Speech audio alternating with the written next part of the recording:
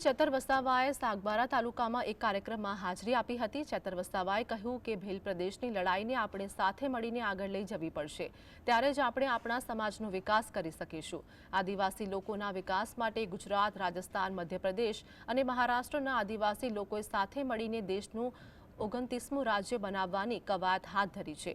આપણી જમીનની લડતમાં આપણે જરા પણ પાછી પાણી નહીં કરીએ, આપણે આપણી જમીનો બચાવીશું। वन विभाग द्वारा जेसीबी અને મજૂરોને સાથે રાખી આપણા લોકોના મકાનો, ઝૂંપડા અને ઊભા પાકનો નાશ કરવામાં આવ્યો। અમે આ મુદ્દે સરકારની રજૂઆત કરીશું। આજે સિસ્ટમમાં આપણા લોકો માટે પદો પણ ન હોવાના કારણે આપણી પરિસ્થિતિ ખરાબ થઈ રહી છે।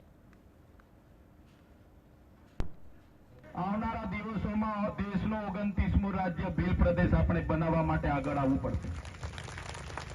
આજે 50% લોકો જાગી ગયા છે। પોતાની પાર્ટી, પોતાનું સંગઠન, પોતાનું ધર્મ સંપ્રદાય ઘરે મૂકીને ભીલ પ્રદેશની માંગ સાથે સહમત બન્યા છે। ત્યારે આવનારા દિવસોમાં પણ આ ભીલ પ્રદેશની લડતને આગળ જવાવા માટે, આગળ ધપાવવા માટે આગળ આવવું પડશે। ત્યારે જ આપણો ઉદ્ધાર થશે એવું અમે સ્પષ્ટ માનીએ છીએ।